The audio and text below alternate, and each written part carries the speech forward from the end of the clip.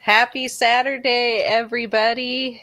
What Well, was what was that? He's got a shirt that. Oh, Look at his shirt. It doesn't say U.S. Ark. Angel's got merch. I got Look one at you. shirt. I got I one love shirt. it, Angel. Okay, Angel, look at that shirt. Who's on your shirt there? We are representing More Forge. Kurt's representing Carhartt. The brand that makes fluffy people feel better about themselves. I listen. I love my Carhartt. He does love his car. I do. It's wonderful. I have on my Daenerys Mother of Spiders shirt. There you go. They were on Just Starting to Pip this morning, and Daenerys is wonderful and has all of her awesome spiders and an amazing family. So, got to go back and check that out on Keys Constrictors. Do you know our guest today, Angel? I do not. Oh, so that is why you waited till the last minute, because now you're going to ask all your questions. Absolutely. You know how I do. We do know how you do. So we have Carissa of Bohemian Exotics. We're just going to bring her on out. Welcome, Carissa. Hello. Hi. Welcome, welcome. This will be How are you perfect. guys? We're doing good. Doing good. It's getting sunny here. The snow is melting. We That's had so lucky for you. Yeah. Where are you at? Because you I'm must in hold snow. Oklahoma. It's not snowy. It's just dreary. The Okay. fog is real. Oh. Yeah. My husband keeps complaining because he's a plant and the sun has not been coming out. So Oh, no. he's wilty. Oh no. He's a plant. Does it get foggy there often? No, I don't know what's happening. No. It's a mysterious fog. Oh, great. Fun. We don't like that for It's you. as thick as pea soup or peanut butter, whichever you prefer. We were supposed to get this Peanut butter. big snowstorm here where we live in Washington that never missed us in the middle, but it hit Angel, who's southern, he's south from Right. us, and it hit everybody up north from us, but somehow it just missed us. And then about 3 days later, we got one.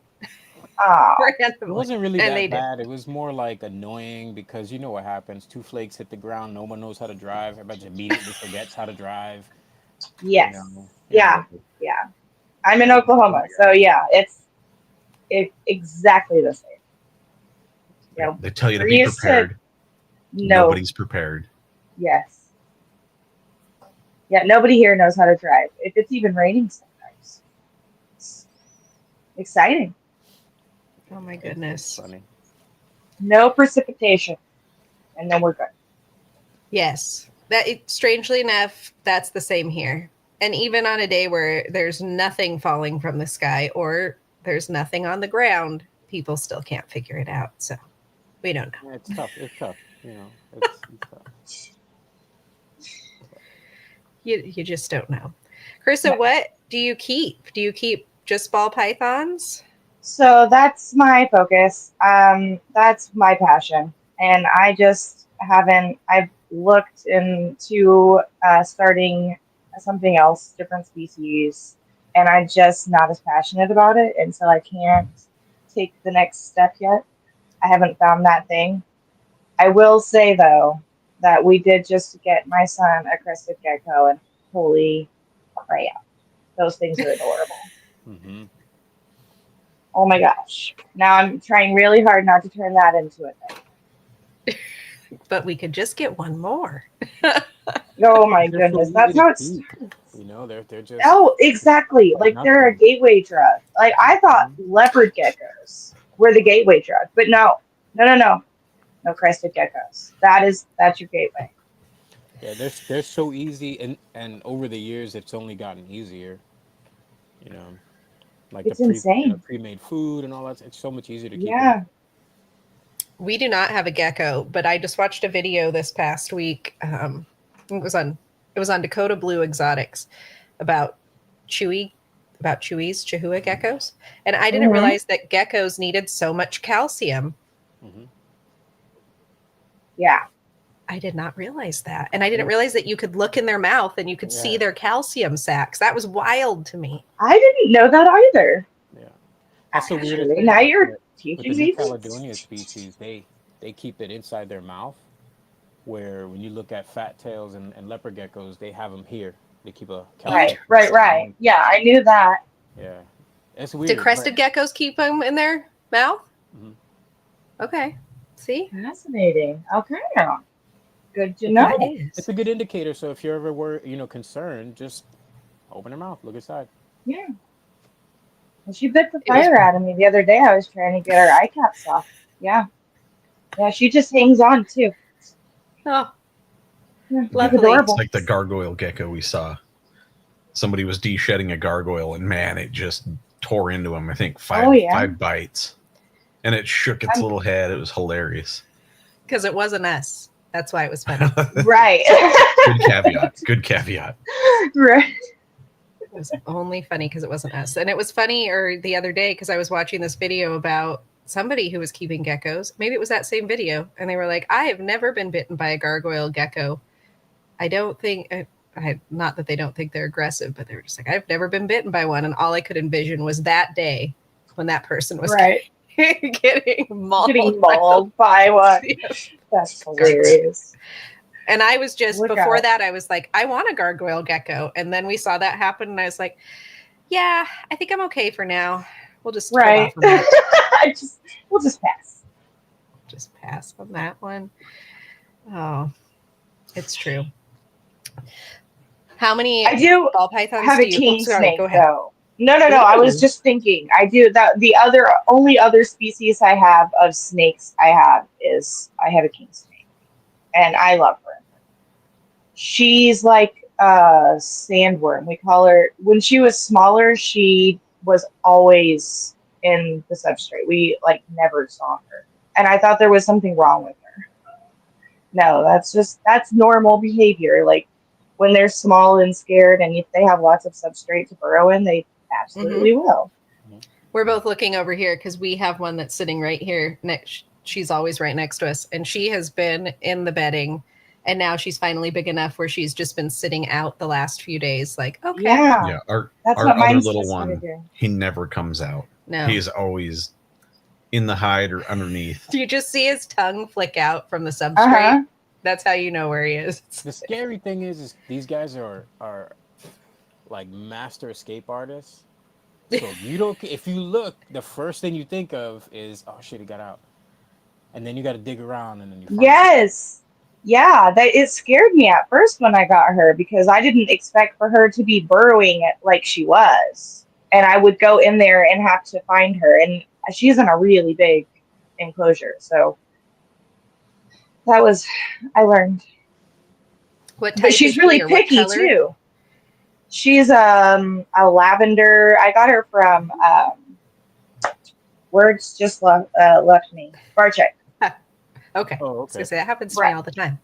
Yeah. Whenever he was going through his medical treatment and stuff, and they started selling off his collection, that was something we felt like we could do to help at the time, and so we bought her, and we actually got her to take care of our ball python hatchlings that don't make it, and she loves those, but you give her an African soffer and she doesn't know what to do with it.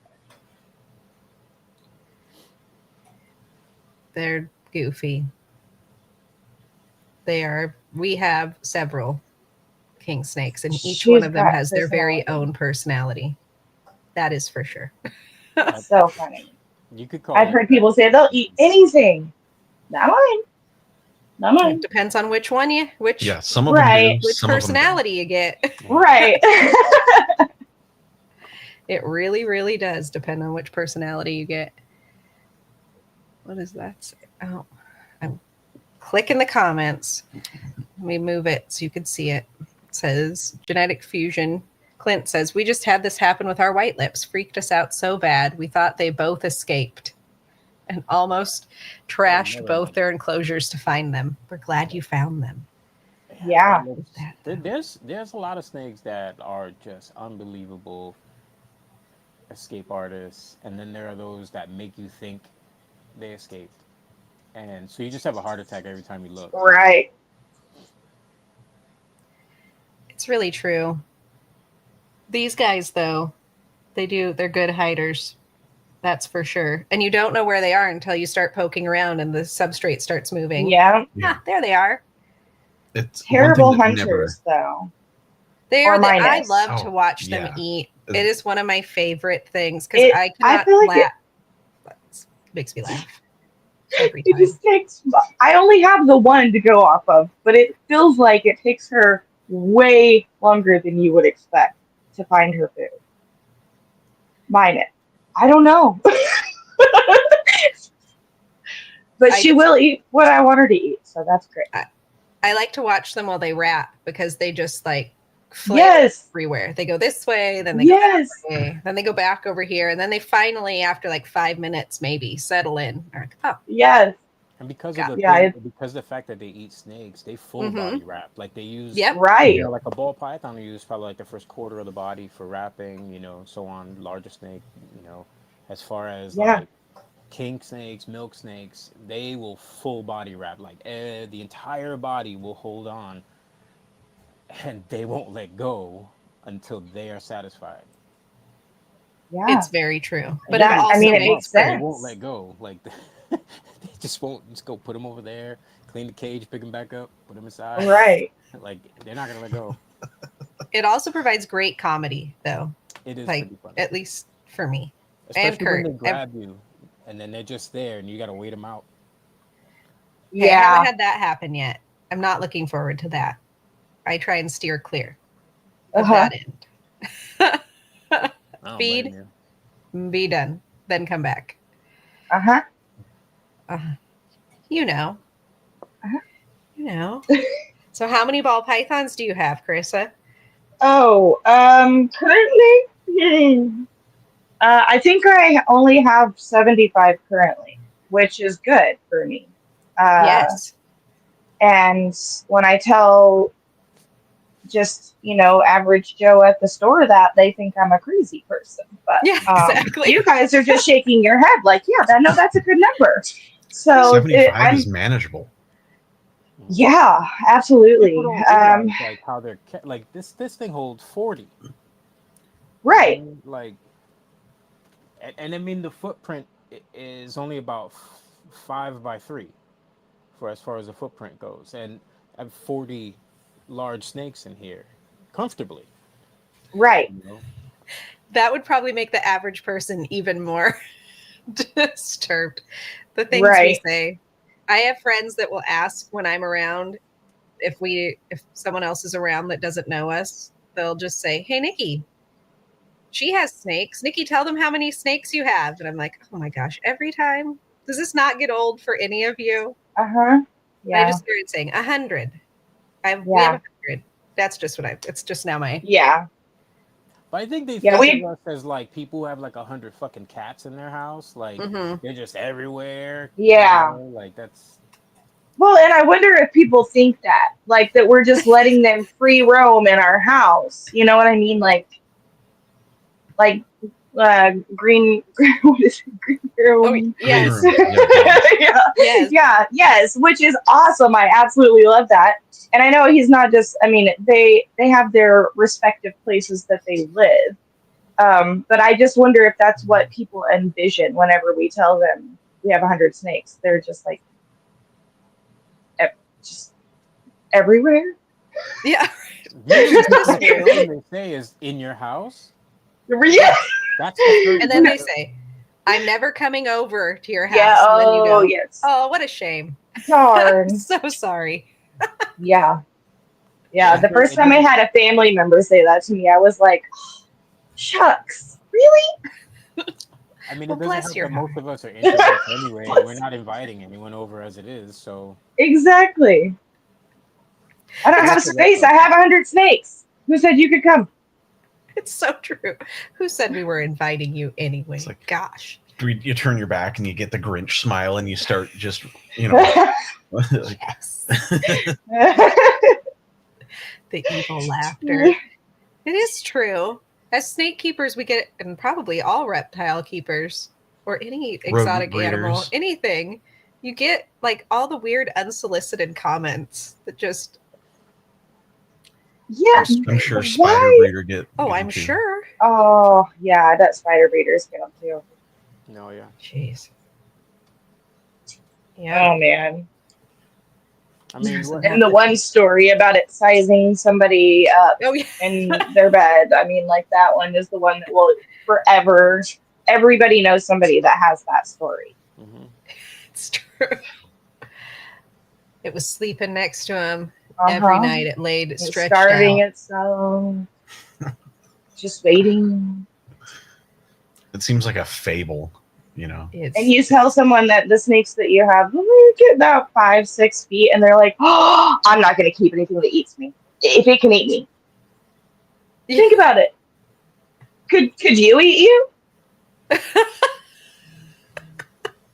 I love that. Yeah, that's gonna be my new response. When I do shows and I talk to people and they ask, and you're like, yeah, they get about 6 foot or whatever, and the first thing I tell them, I'm like, it's not like you have a 6 foot human. I'm not coming over to your house and hanging out. That's not what's happening. You're not putting, and I tell people it's 6 feet, but they are called ball pythons for a reason, and for the most part, it's like just holding a football. Right. An adult, a grown, like a 10-year-old, a big, like I got a monster up there. She's no bigger than a football, all balled up. Exactly. They're like puppy dogs. They are like puppy dogs. We always describe them as the Labrador retriever of the snakes. They're just derpy, slow moving. Because everybody thinks they're fast. that like all of that, what you're describing, the slow moving, they're very like I don't know what the right word is, but all of that is part of what changed my mind about it. I was terrified of snakes until I was about 35 years old. Like, I couldn't even look at pictures of them. I couldn't watch TV, nothing. Fight or freeze, I would freeze. I would freeze and I would scream and not know that I was screaming until I was like, what is that sound? Who was yelling? Oh, it's me. Oh, no. Yeah. And so, like I said, leopard geckos can be a gateway drug because that's what happened for us. My son wanted one, and then for me, it went to a bearded dragon. I was like, those are really cool. Let's get one of those. And then my husband wanted a snake, and I was like, no, that's crazy. Only crazy people have snakes. Okay, we're not crazy people. Turns out that we are. Joke's on me. Actually, so he's the one that wanted the snake, and I was very adamant against it, and now this is my business. Seems very familiar. It was about the same time, about 35, Kurt came home and he said, I want you to come over to my friend's house because they have a ball python and I think that you're going to want one. And I was like, over my dead body. Go ahead. You go over there. You hold that snake as much as you want. It comes back. He's like, they're soft, Nikki. They move really slow. They're quiet. I really think you're going to want one. I was like, go ahead. I'll be dead. And you can have as many snakes as you want. It's fine. And then he took me, or we went to the pet store, the local reptile store, got one, and then got it home. And a week later, I was like, okay, we need another one. Right. What happened? Yep. It doesn't take much. No. It took me, I think, 2 months to really get comfortable with ours. But once I did, I was totally on board.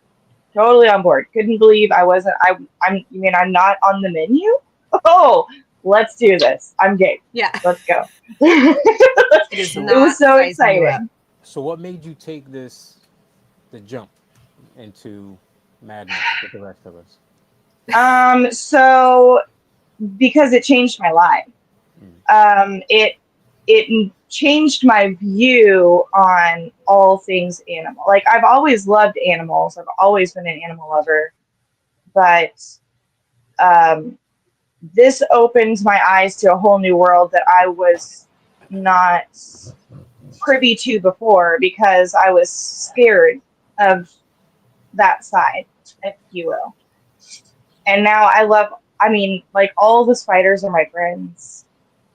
I love all things. I get excited about all the weird little critters and insects that I used to not care about. It's totally changed my life and how I view the world around me. That's amazing. Did you start going to shows, or were you getting stuff from Morph Market, or how did you start like really saying, I want to get some stuff. Maybe I'll go here, maybe I'll go there. Like, how did you jump into the deep end, so to speak? I didn't know anything about Morph Market to start with. We went to Wilbanks because he's here, local. And so that kind of gave me a skewed idea of what a ball python breeder looks like, if you will, because I just expected that everyone had these like big fancy facilities and these big websites and all these, the bells and the whistles. But obviously he's been working on this for many years. I mean, this is his little empire, so it doesn't look like that for everyone. Years. I mean, he's been at it for quite a while. Yes, exactly. I mean, that's a lifetime for some people. So that's impressive. And it's not what everyone else is doing. So I definitely was looking for like the websites, and I found Brian Barczyk and people like that who have ball python websites. But for whatever reason, I never really found Morph Market until we had been in it for months. Like, we started going to reptile shows, but I still didn't know anything about Morph Market for months. But once I found Morph Market, it was over. Yeah, that's usually it. The world was protecting you at first. It was like, yeah, you can't find Morph Market yet. Yeah. You just got to hold on a minute. Because you know what then comes next? The sleepless nights staring at Morph Market. Oh, no, it was combined with, I also built my room that I'm in right now in our garage. And so I was like I was collecting my animals and building my room around them, basically, literally, in a month.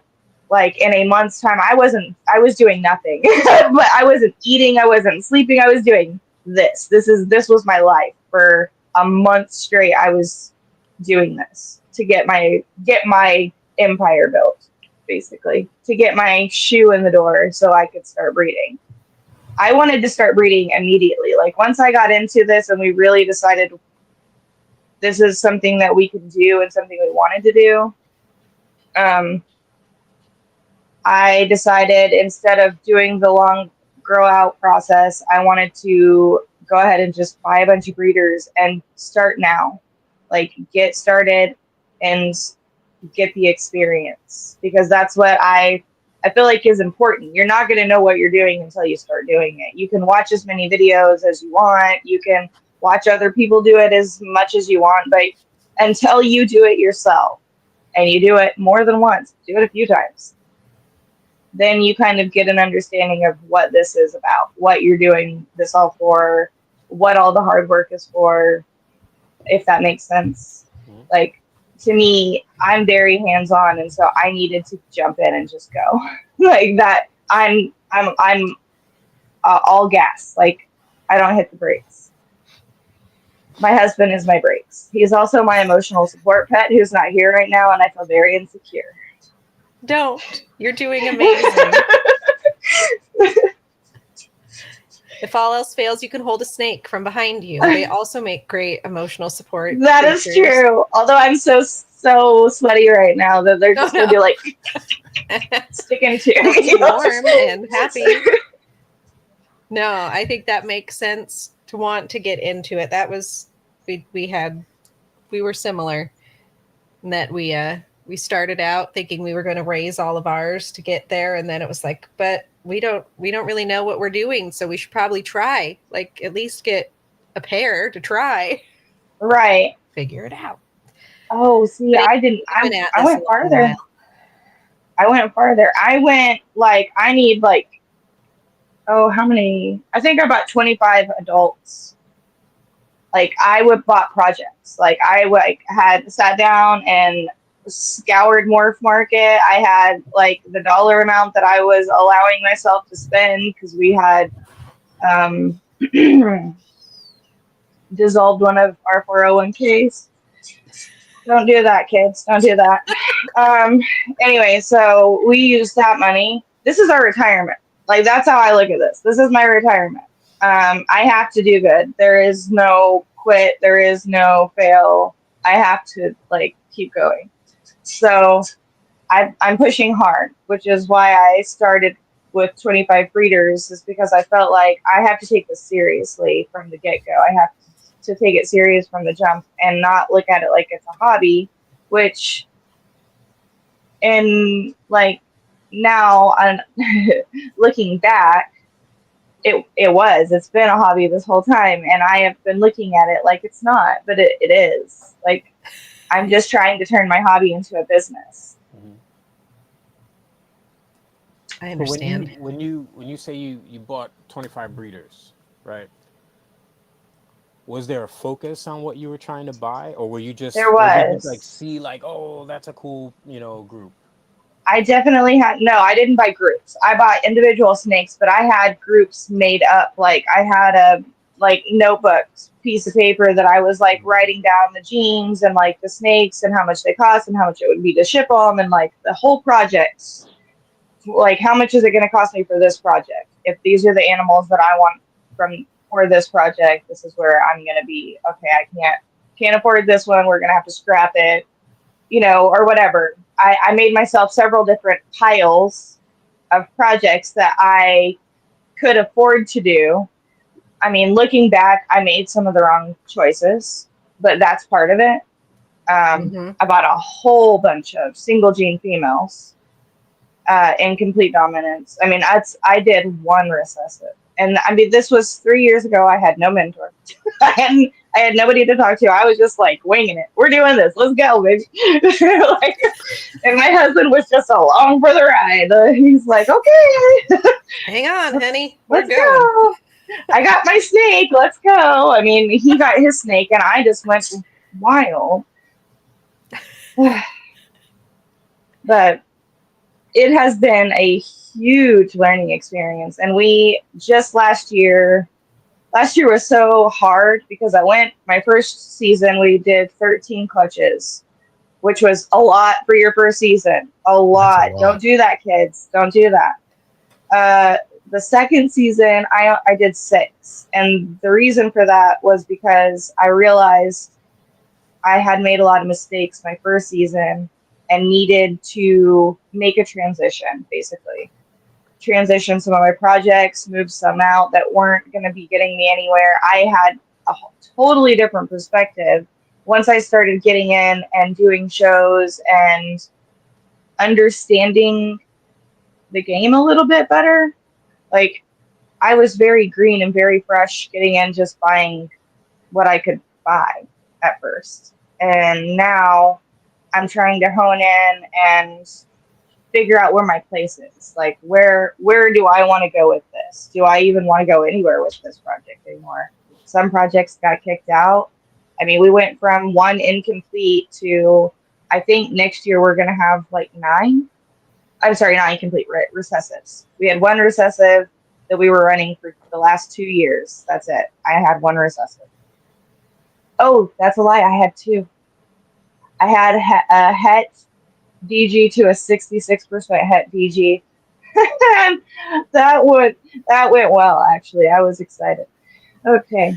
So that, like, I gamble it. This is the thing, though. And I don't know if that's smart or not. But I gambled, and it paid off. But I don't know if that's the right choice to make. Like, the whole time I'm making these choices, I'm questioning them. And I guess that's part of doing this. Like, is this the right choice? Is this the right project?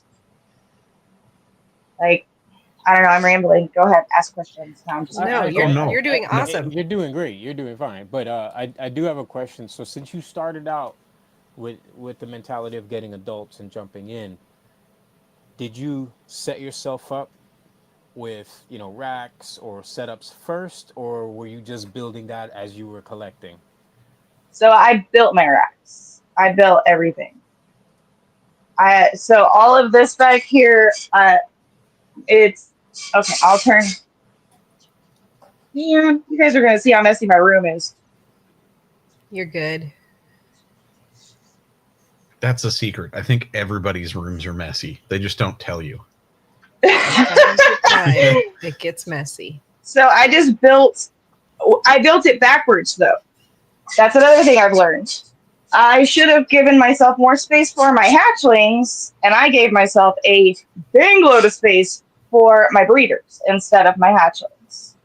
Sorry, I'm trying to get it to where you guys don't see all my crud. Don't see all my crud. We have tunnel vision. We only see you, Carissa. Oh, thank you, guys. So I think I have like 100 spots for my breeders, and I had 73 babies last year, and I only had like 60. I think I have 66 spots behind me. Not last year, sorry, the first year, because last year I only had 6 clutches. And this year I anticipate to have around 17 clutches. Ooh. So it should be a bigger year. I'm a little bit nervous, but next year I have, like, I'm anticipating to be breeding around 30 females. And so I'm really trying to make sure I get my stuff figured out for sure this year, because next year is going to be exciting. Yeah. This year's going to be exciting. What are the recessives that you're running? Oh, okay. Woo! Or so some excited. We have some DG Hypo G Stripe combo, DG Hypo, Rainbow Hypo, Clown Hypo, a lot of Hypo the world. Sensing a hypo theme. We love that. Yes. I think that's mostly this year. And then next year I'll have several more I'll be adding to the collection that are behind me in my holdouts, my garage.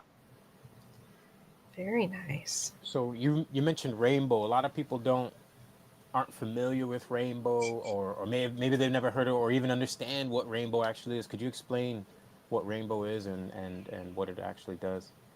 Okay. To the best of my ability, because I'm no expert and I'm just getting into it.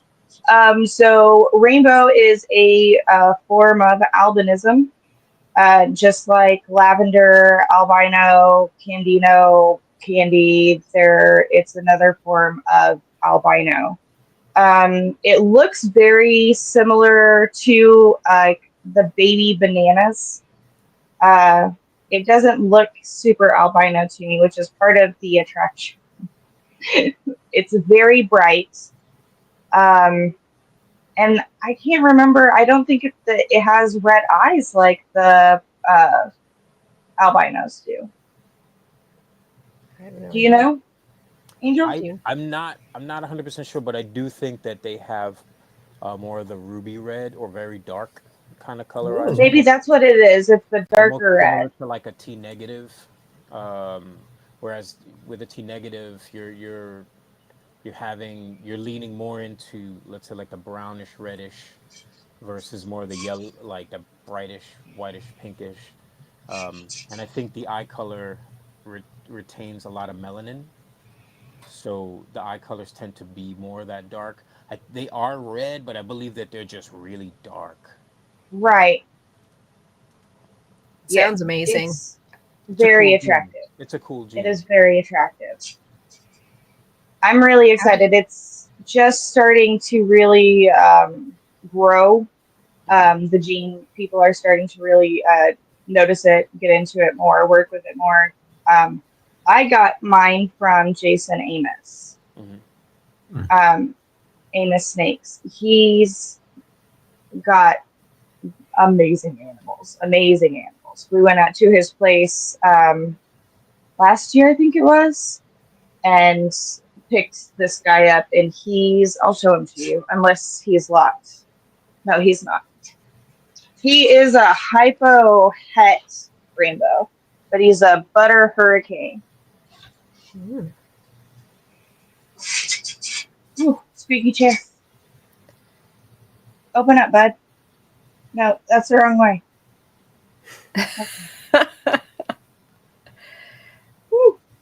Man, that's cool. That is cool. He's very pretty and shy. Nope. All right. He just dug himself down farther. He's not coming out to say hi to anybody. Oh, maybe. Hi. He's making an appearance. He's like, and that's enough, Mom.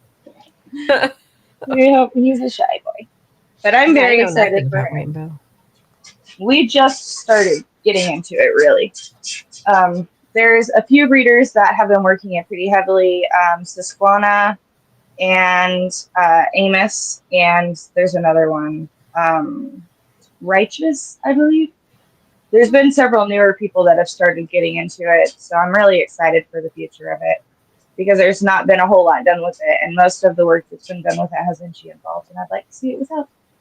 That's okay. Why I'm really happy to hear that you're working with it, because something that like happens, you know, especially in our industry, are the trends. You know, everybody's doing trends. Like, if anybody knows me, you know that like me and Clown, we don't clown. I don't clown. I have a couple, and I'm actually getting rid of them. I'm not even gonna mess around with Clown very much anymore. So, and there's nothing wrong with it. There's nothing wrong with all of these things, because I like Pied. Somebody will say the same thing, like, "Oh, I don't touch Pied. I don't like Pied." That's fine, but there's so many genes out there to work with. You can be part of the trends and stuff, but you know, starting your own or being part of these little groups of trends, you know, because when you look at the rainbow and you say like, oh wow, a lot of people haven't really done anything rainbow, that's a good thing. Yes. To jump into. You know, it's okay to take a chance there when you have a couple other projects. That's okay, but when you yourself see potential in something that nobody else sees, that's how you make a name. So I actually have another gene that I work pretty heavily behind the scenes that I don't talk to people about. That is a very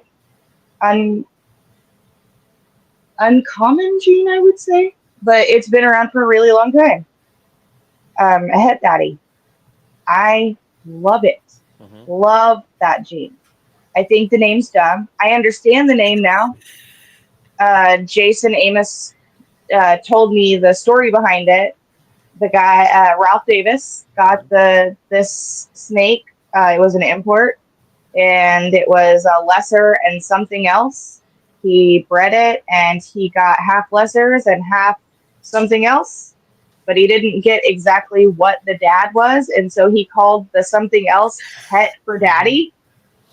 And that's how the name stuck, was because it was Het for its dad, but it really was just the other gene all along.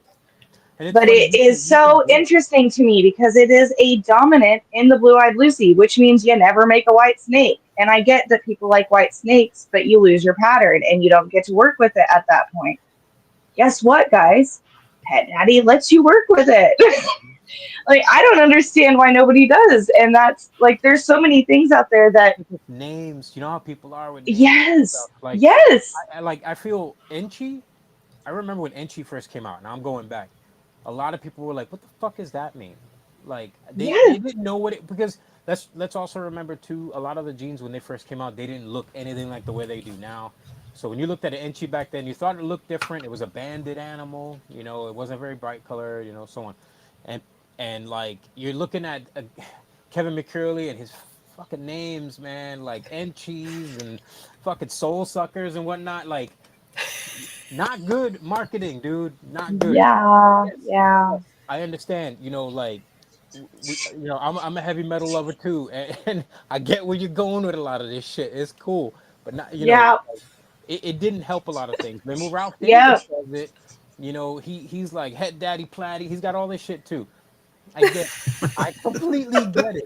But when we're naming shit, sometimes we might want to like watch a little bit or maybe kind of explain a little better, which we can do now. But back then, if you were flipping through a magazine or if you saw some ad and you were like, Het Daddy Enchi, what the fuck is that? Like, it doesn't tell you anything about the gene. Right. Pinstripe, that's a pinstripe. It's right. Explanatory. Yes. Yeah, I agree. You coming up whacked out names, people are like, oh, what the fuck that is? what the hell is that? Like spiders used to be called spider web balls, like all of that stuff. But Yeah. there was sort of purpose. You could kind of like get it. But then after a while, people were like, well, "What the fuck is that? What is that? What are these names?" And I think sometimes certain names, can kill a project. I agree. I think that the name Het Daddy has killed its project. I think most people have not worked it because of its name. I have heard podcasters specifically say they will not work that gene because of its name. And I think that's foolish. Foolishness. I think nowadays, especially, we know better. Like it's not a big deal, you know. But it is funny, nanny. That's another one, just like right there. There's Right there, Nanny. nanny. Yeah. Like Yeah, nanny. people don't want to work it. And they try to change it to Carnage. Try to change the carnage. I've heard that. Yeah. It's too late now. It's too late. Right? It's already a nanny. It's a nanny. It is. I mean, I work vanilla, and vanilla is a gene that I think the food name genes are hard sometimes. I think they're fun though. I think that's fun. Let's be honest. The people that name ball pythons are the same people that name marijuana strains. Absolutely. Yes, we're on the same page. Listen, if I come up with a new gene, maybe I'm gonna call it sour diesel or Northern Lights. I don't know. But there you go. It might happen. I don't know. But I gotta go see if I can find the list. I got a list. Daddy, I don't know about that. Kurt's been waiting for this moment. I'm trying to fix this moment has been a long time coming for Kurt. That's all I have to say. He's been thinking about this. I'm gotta fix this. The people who name marijuana are the same people who name. Oh, you will work. Sorry, you know what? I'm just yelling at similar to marijuana. Like marijuana does the job. No matter what the snake gene's name is, it's gonna do the job too. So, like here's a great one. Super Boof. Is that a ball python or a weed strain? Super Boo? Super Boof. Oh, Boof. Oh. Yeah. He has a list. I made a list. Slurricane. Ooh. What's it? That's Blue Zushi. I like this one. Chocolope. Chocolope. Right? I've had that. Tsunami. Chocolope's pretty good. Right? It's like these could very easily be ball python names. Yes, you are not wrong. Headbanger. Headbanger. Yeah. There you go, Angel. Chem Dog. I mean, that's Headband had that one. Headband. Yeah. The Blue Dream. We have the Orange Dream. Orange Blue Dream. Wait. There's like Jack Herrera. You're not wrong. Blue Dream. Right. That's hilarious. See? Right. Like Super Silver Haze. Ball. Is that like two codoms put together? Yeah, exactly. It's the same people. It is. You're right. I told you, he's been really excited for this for a long time. This was just the perfect moment. Right.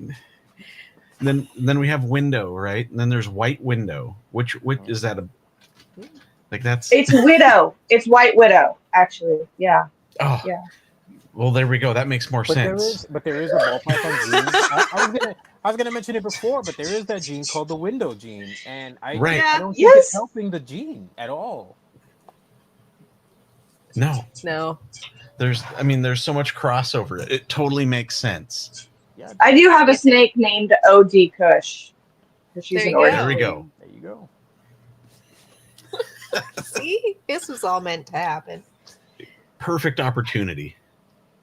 Right here in the circle. It was meant to happen today. Hey, Chris. Yeah, no, it was meant to happen for sure. Oh my gosh, that. Yeah, the crossover makes sense, right? Did you say Tangerine Dream? Because that sounds like a ball. I think that's name. another thing too. No, that isn't. Pineapple Express. Mm-hmm. Listen, I could be here all day talking about both. Bang Daddy. Yeah. That's great. Mm-hmm. That's what. Mm-hmm. I just said that out loud. Pause. I like that you explained the Het Daddy thing. I had never. I just was like confused by the whole thing.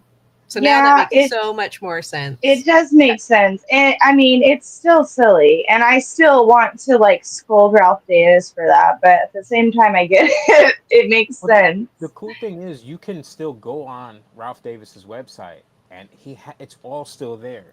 All of the information is still there. You can look up the entire history of everything because he was one of the first people to actually put up any type of, like, he was very transparent with the things that he was doing.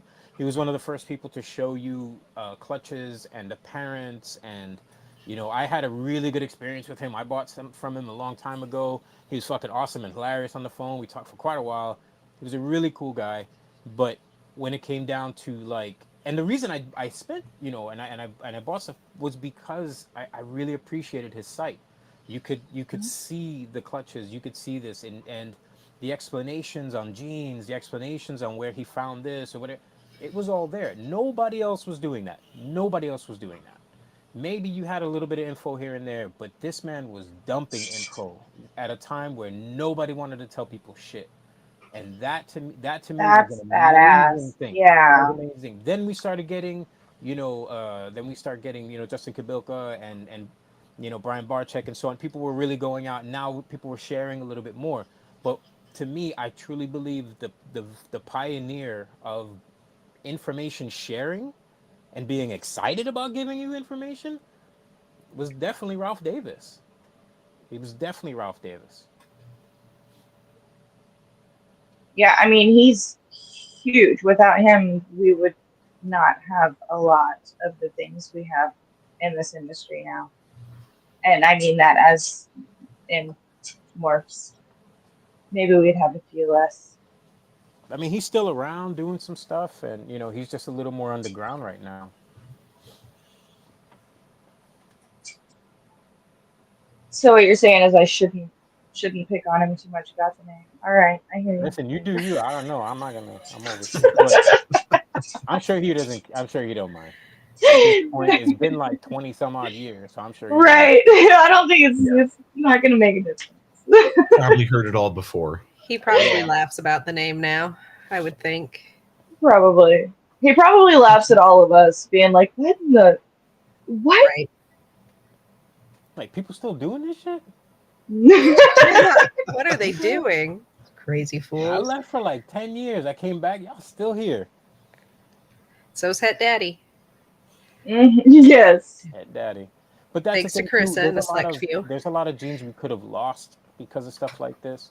Like when I hear people say that they work with Jolliffe line stuff, Jolliffe Tiger, Jolliffe Atlantic, those are two lines I could have swore we lost, especially we're gone. Yes. I thought we lost that Tiger jean. And if you're not familiar with it, definitely look it up, Jolliffe Tiger. But it's definitely there's a lot of jeans that I remember from the past that I might not hear about so much anymore. Right.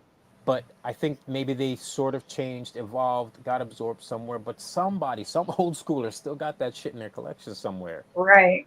Like they used to have these really, which I don't think it's that different. But you had like the butterscotch, hypos, the butterscotch ghosts, orange ghosts, which were just really, really orange, and so on, and green ghost and yellow ghost or whatever.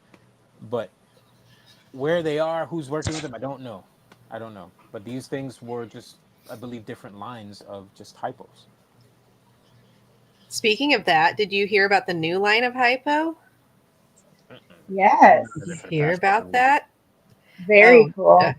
Right? Jared from Selective Creations just had his stuff tested by Charlie, his hypo, and it didn't test for any of the other hypo lines. So there's a new hypo. I think was it gray? Grayish or something? Gray Ghost. I think it had another name too. We can't remember the other name. So Jared, if you're in here still, please tell us the name. So Otherwise, we'll just go back and look at it. You're kind of classic-y, orange ghost, hypo. Mm-hmm.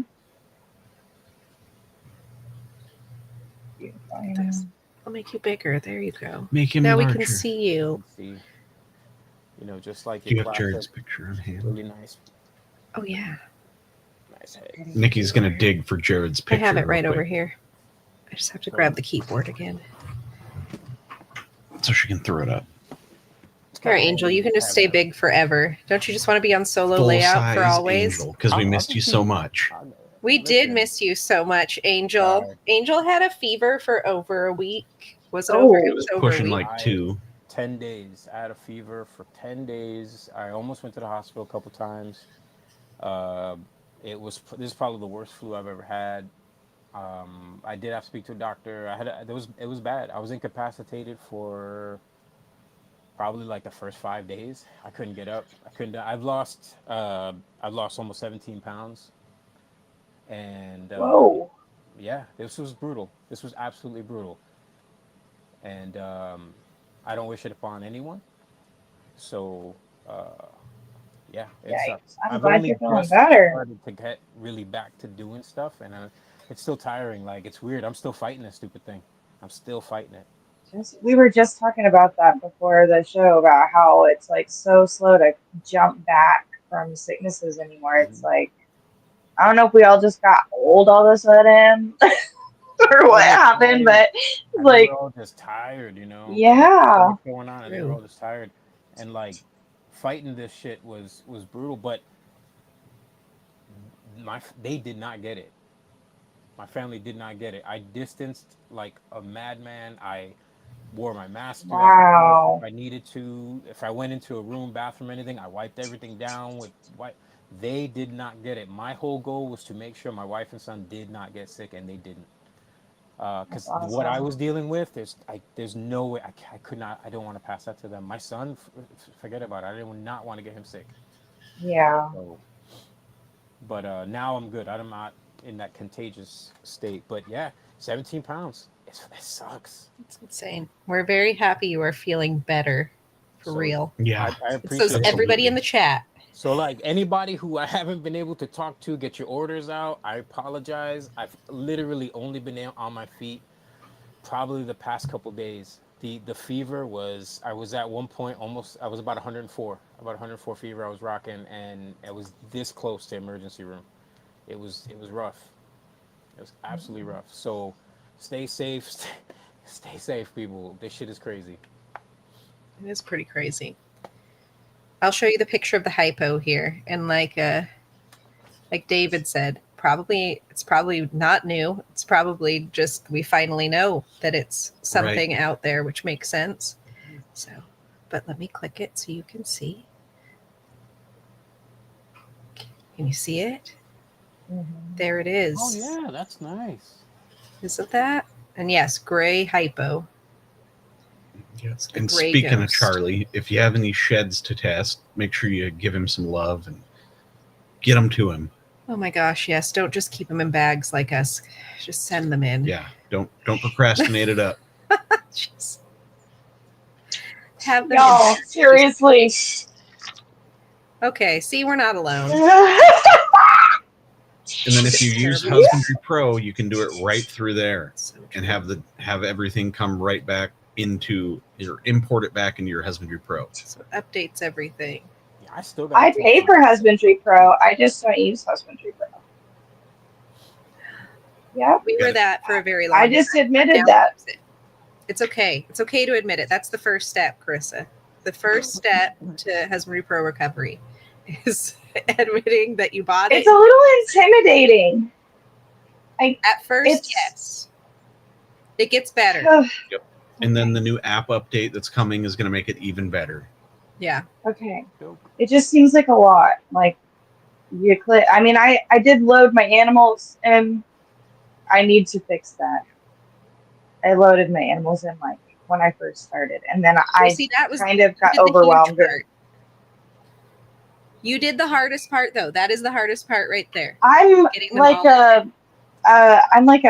paper and I'm old school. So is Angel. Paper and pad, pen.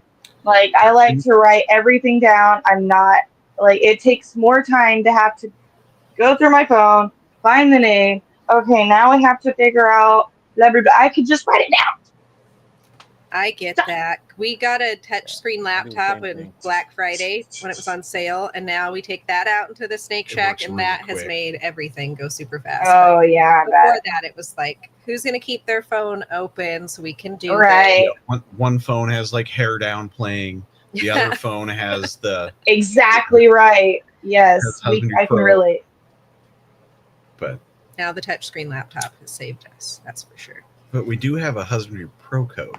Oh, we do? If anybody out there wants to try it. So we have our code. You can use it for 60 days free, and it's Rainbow 60. So, because nobody can spell irresistible. We just didn't want to challenge people. Rainbow is easy. You should have challenged them. No, it would have been funny. Is it an E? Is it an I? Nobody knows. It's a double E. Nobody knows. So when we first started buying snakes on Morph Market, people would be like, yeah, we sent you an email. I'm like, we never got it. Oh, I just went back and looked, and instead of an E, I put an I. So we just were like, oh, God, these poor people. Yeah. In retrospect, not so easy, but it's still a great name. I love it. We love it. But it's not easy to spell. You need to start working the Rainbow Project. We have rainbow boas. Oh, okay. Rainboas, I call them. Rainboas. I see you. See? Yeah. But that would be good. I also, oh gosh, what did I hear the other day? Now I don't remember. There's some black snake, black ball python. Is it a black matter? That ends up being iridescent. And that sounded amazing too. Oh, yeah. I love me some iridescence. Mm-hmm. Yeah, we have a blackhead cinnamon that's super, super dark, and she's very iridescent. See, then that would make sense with the whole black matter thing, if that's what it was. I don't know. You hear so many things by the end of the week that you're like, did I dream it? Yeah. Is it real? Yeah. You're always questioning yourself. Did I just misspeak? You need a fact checker to follow behind you. Right. Yeah. Or like small print that's always playing underneath you. Yeah. May not be correct. Tiniest disclaimer. Disclaimers are always welcome. All right. See, rainbow boas. Keeps us humble. Keeps us in line. It's true. It is true. No, so do you... Oh, go ahead. Do you... I just lost the word. Ultrasounds.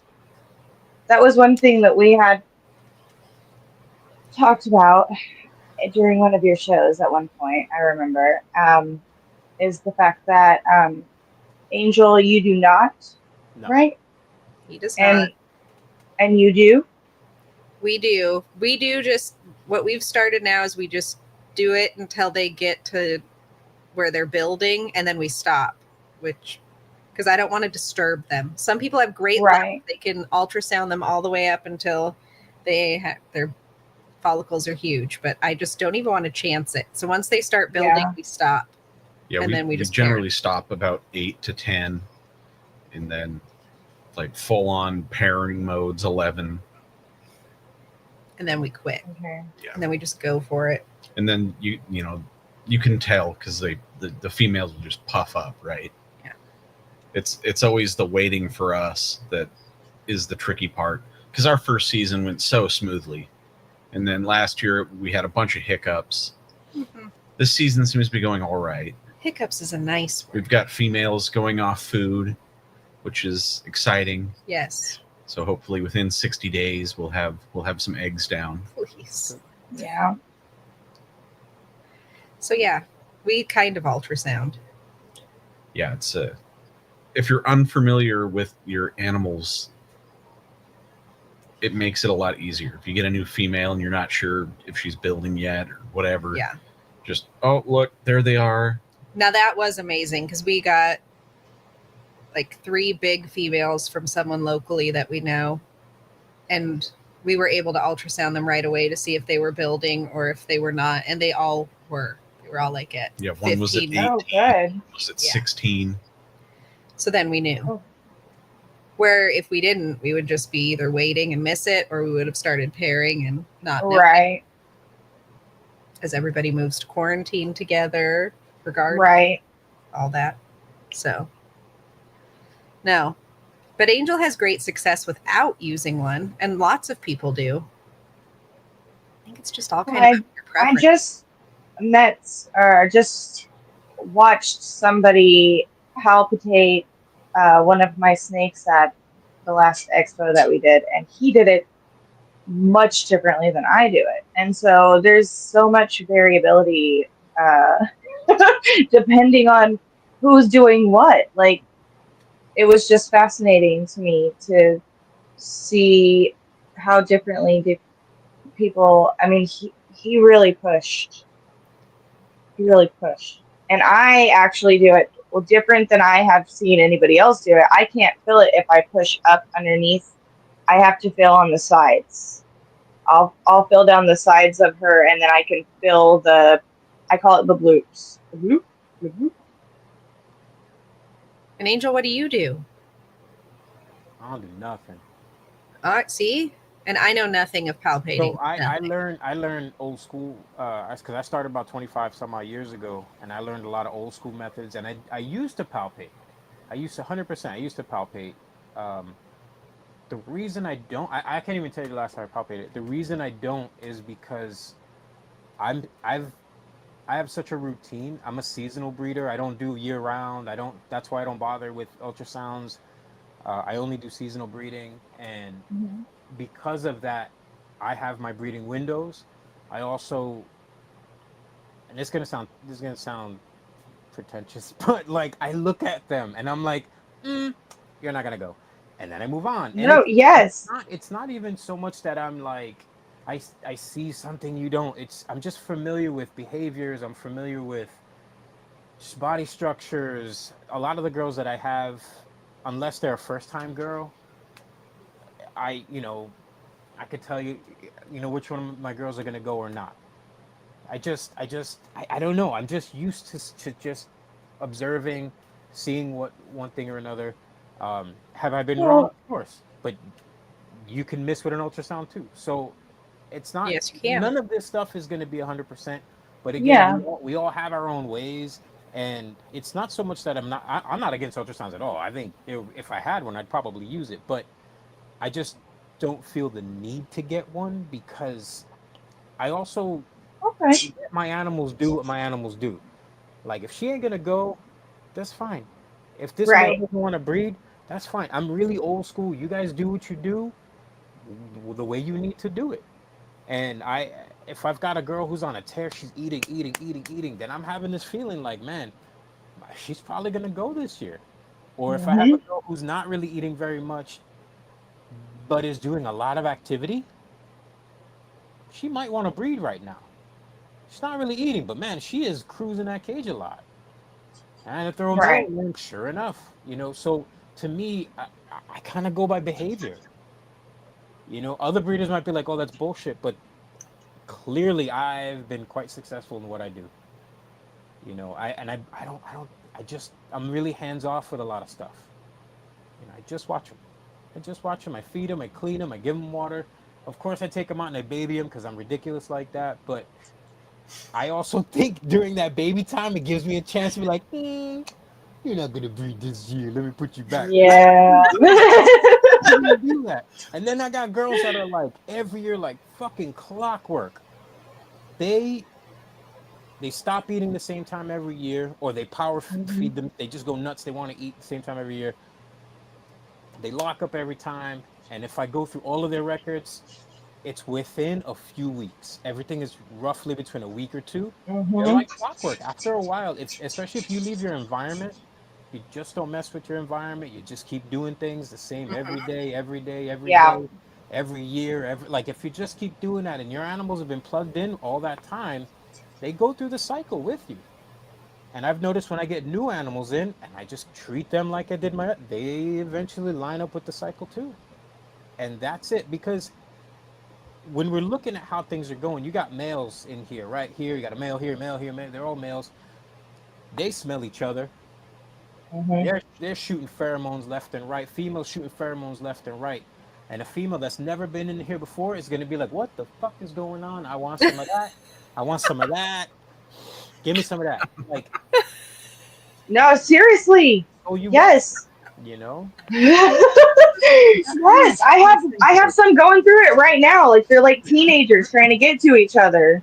Mhm.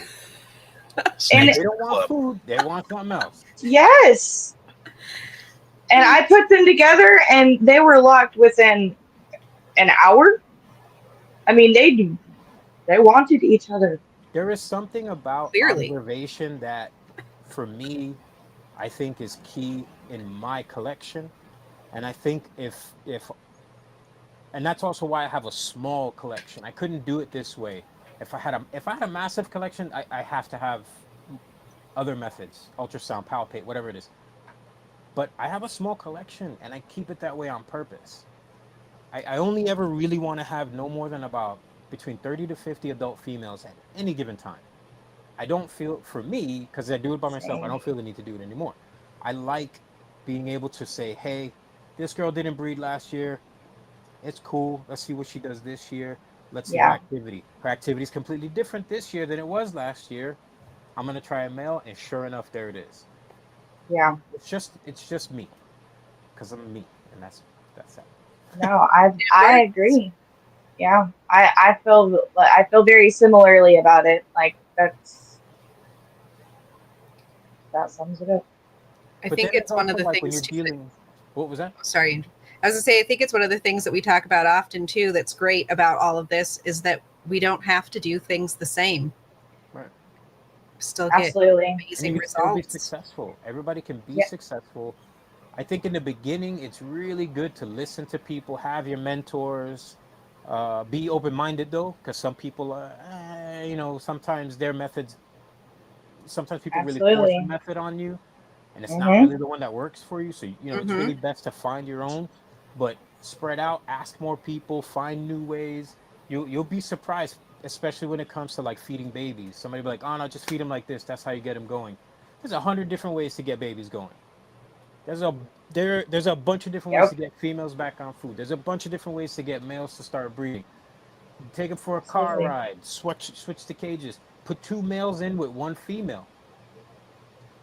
Put a There's male shed in with the female. Put a That's male shed the in with a most female. recent one that I've heard, and it worked. Mhm. I Okay. knew a guy who used to take he used to take sheds, put them in spray bottles, mix it with water, and spray. I can't Dude, tell you if that worked, but he would take specific sheds, that's whether an it was idea though. a male shed, whether it was a female shed, whether If you have a sketchy male that's not he would wanting to take breed, he would take them, put the shed inside, mix it in with a bit of warm water, shake that shit up, and he would spray. interesting. He would spray males and females just to get them going, Really? and he swore by that. I never tried it, Huh. but I'm not opposed to it. Yeah. Anybody out there, you That's try that, so you let me know how it interesting. works. Please do, because if that works, you're on to something. Right? I mean, this was a long, long time ago, and it was something that I had heard, and I don't know if the guy was just bullshitting. I really don't. But the idea stuck in my head. The idea I stuck in my mean, head, and I always thought about it. And I was like, when you open up those sheds and you get that, you know, that lubrication that they use to shed, hmm, there are pheromones in all of that shit. That You hmm. open makes that up, sense. stuff that in a bottle, put some warm water, spritz it around. I don't know, spray yourself. I don't Yeah. know. I have no idea how this works. Well, and my vet that I go to for the snakes said that he believes he's never had anyone tell him this, but he believes that snakes shedding is hormonal. It has something to do with their hormones and like the time of season, the time of year that it is. Like they'll kind of all start syncing up and stuff. I Well, mean, it is something because when you look at colubrids, when a colubrid, they go down into brumation, they're gone for like 2 3 months. When they come out of brumation, the first thing they do is shed. right. Then they start eating, and about a week or two later, they shed again. Hmm. And as they're doing these sheds, they are releasing pheromones because they're going through these cycles. The males are starting to build up sperm, females are starting to release eggs. These things are happening. Hmm. So they start going through these cycles. And throughout the time when you're having, especially with colubrids, shedding is how you know it's time that they're either going to breed, they're either ready to lay eggs. These are things in colubrids you can monitor just by the amount of times they shed. Because once they come out of brumation, they're probably going to shed about Mm. 3 or 4 times, and every time they do, that means something. Right. And the same thing happens with these guys, because we all know that a female will shed, and then how many days later, how many weeks, or whatever the time frame is, that female is going to drop a clutch of eggs. Right. There's that pre-laid shed. And then we also notice after she lays the eggs, what does a female do? She starts eating again, she sheds again. Those are all indicators, always. Right. Yeah. Marcus has a question for you, Angel. It says, have you noticed females giving off a different smell when they are ready to breed? I can't say that I've noticed it, but I've heard that, I and can't it say that I've actually ever makes looked sense. for it. But it is something that I believe is something. I believe it is something, and I probably have noticed it, but at that point, that's for the males to notice. Yeah. They're figuring Yes. that out. Well, and I think there's something to that as And I well. Like believe that it is something, though. I have one female that I could not get. I put 3 different males in with her, and I made for darn sure she was a she, and she is still a she. So, um, yeah, it has everything to do with the fact that I think that she's just not. She doesn't smell good yet. You could also her, take her out of her environment and put her in with a female that is a proven breeder or is gravid. Leave them together for a little while, then put her back, and or if not, don't put her back. Put her into a male's enclosure instead. Oh. Sometimes Hmm. what we often do is we'll introduce the male to the female because it makes sense. Hmm. But every now and then, if we switch it up, you may be more successful. Sometimes changing the environments, certain females, even males, you change these environments. There are little triggers, there are little things that can get them going. We have to remember that these animals, for the most part, are seasonal breeders in a way. They really kind of are seasonal breeders in a way. There are all the triggers, and we control it. We 100%. We control it. That's why we can breed them year round. But I find that the best things that have worked for me. Again, I'm just talking about me. Are when I do seasonal breeding. I don't change temperatures. Temperatures drop as they are. That's it. I don't change. I used to do all that stuff. I don't do anything. My thermostat is always set at the same. If it's cool in here, it's cool in here. If it's warm in here, it's warm in here. I don't do anything. I just watch them. And I know you Yeah. can't hear it, but like I keep everybody on paper. But I got girls cruising like crazy behind me. That's like, You can hear that too. That's loud. just doing all this work. They want something. I know they're hungry. Some of them are hungry right now. Hmm. I was changing the ASFs yesterday, and all the babies that are over there next to it were all just like glued to the front of their tubs. Like, maybe, maybe today? No, okay. But You sure? like you're aware and you're watching them, and that's key, and that's wonderful, and that's for me, that's one of the best parts of the hobby. Oh yeah, yeah, absolutely.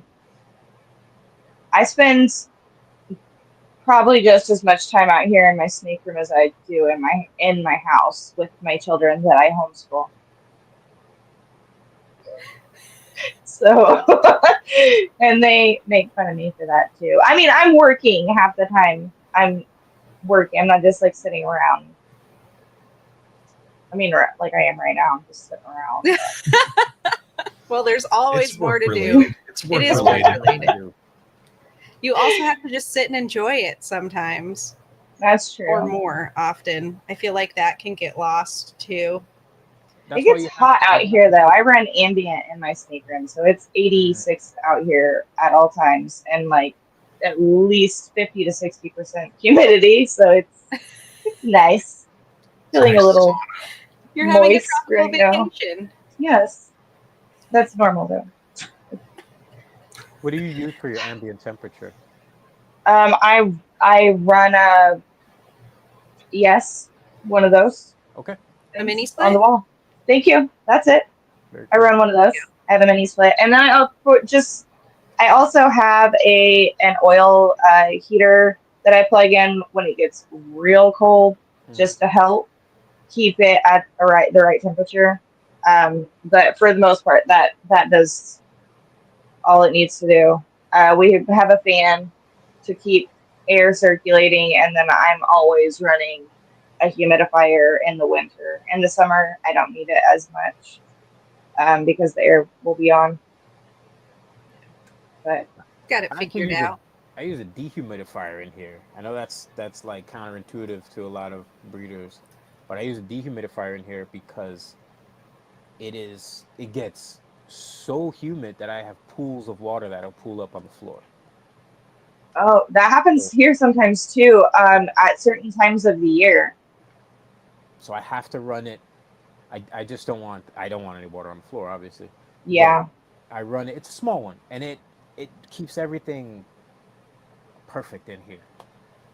I'll run it like probably most of the day, turn it off, but I had I looked under this rack and there was a big pool of water, and I was like, oh no no no no no no no no no no no what? no. And after after that, like getting all the towels and cleaning it up, after that I was like, yeah, I gotta put the dehumidifier in here, and I haven't had an issue since. Yeah, Just let it run.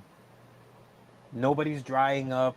Nobody's like the waters are fine. There's nothing going on. right, And if I'm not getting any more stuck shed than I was before. Like every now and then somebody right. stuck shed. Yeah. Carissa, That's this has been a blast hanging out with you. Thank you so much for having me. It's been so awesome. Thanks for being here. Time went by so fast. It Absolutely. did. We had just started and now here we are, and it's been over an hour. Look at that. I Mhm. love your sense of humor. I just love you in Thank you. general. You're Thank great. you. I love you too. Did we We just gotta become have you best on friends? I again. think we did. We gotta Yes, have we you did. on again. Yes, absolutely. We need to have you on again because now you've got all your jitters out from the first 5 minutes, and we'll just pick up here. Got it. Great. We can do that. I love That's it. wonderful. So if you aren't following Carissa yet on Instagram, go over and follow her on Instagram. Is there anywhere else? Morph Market, perhaps? Yeah, Mark Market. I'm on Facebook. I don't really do Facebook very Yeah. much. It's connected to my Instagram, but yeah, that's about it.